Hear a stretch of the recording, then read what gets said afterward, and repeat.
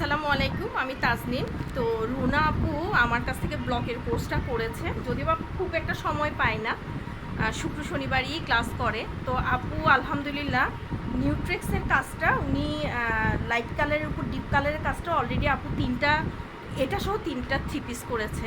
তো আপু একটু আমাদের সম্পর্কে কিছু বলবে, আমাদের প্রতিষ্ঠান সম্পর্কে। আপু কেমন লাগে Tajnim creative school?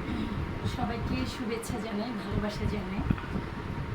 Tajnim creative school নিয়ে বলতে গেলে ইলাবোরেট বলতে হবে, কারণ এখানে শুধু ব্লগ শেখায় না, আপু হচ্ছে অনেকগুলো কাজের কারিগর। কারণ একজন মানুষ হচ্ছে ট্রেনার খালি ব্লগ জানে অথবা বাটিক জানে, রান্না জানে, কিন্তু আপুর কাছে এসে দেখছি আপু হচ্ছে সাকিব আল হাসান, অলরাউন্ডার।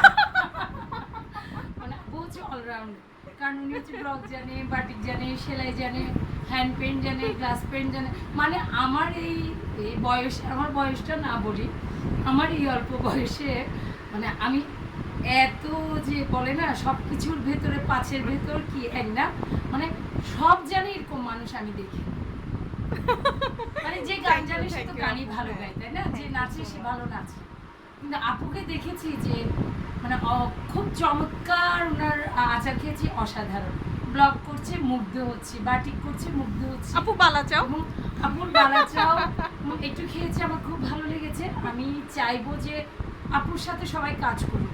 তার থেকে বড় কথা হচ্ছে, কাজের চেয়েও বড় ব্যাপার হচ্ছে আপুর সাথে যখন আপনি কথা বলবেন, যত বেশি কথা বলবেন তত বেশি মুগ্ধ হবে। আপুর কাছে যত ভেতরে যাবেন আপু ততই ভালোবাসবে। আর আপুর ভালোবাসাটাই হচ্ছে আমার কাছে অনেক বড় একটা ব্যাপার।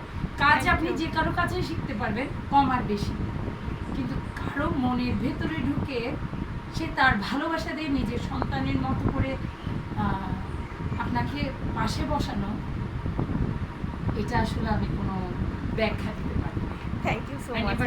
আপু কি মনে হয় তাজনিম ক্রিয়েটিভ স্কুল আরো সামনের দিকে যাবে? হ্যাঁ, নিশ্চয়ই নিশ্চয়ই। সেক্ষেত্রে আমার একটা পরামর্শ থাকবে যে আপু হচ্ছে অনেক বেশি আন্তরিক, তো অনেক বেশি এগিয়ে যেতে হলে একটু ফর্মাল হতে হবে আপু। আপু